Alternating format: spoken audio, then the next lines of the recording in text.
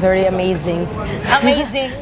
Yeah, this is our first time international travel. Yes. So, Ay, first time po namin mag-travel. So, nag-enjoy po kami sobra.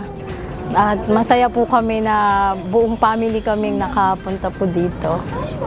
Actually, nung bumili kami sa Mr. DIY, nakita lang namin talaga yung parang promo nyo noon. Tapos parang worth 500 yun, diba? Sabi ko, i-try na lang namin since bibili kami ng gamit para dun sa apartment namin. dun sa Big C, sa Ancient City, Watpo, the Watpo, and other local restaurants. Noong una, hindi talaga kami naniniwala, pero legit pala talaga ang promo ng Mr. DIY.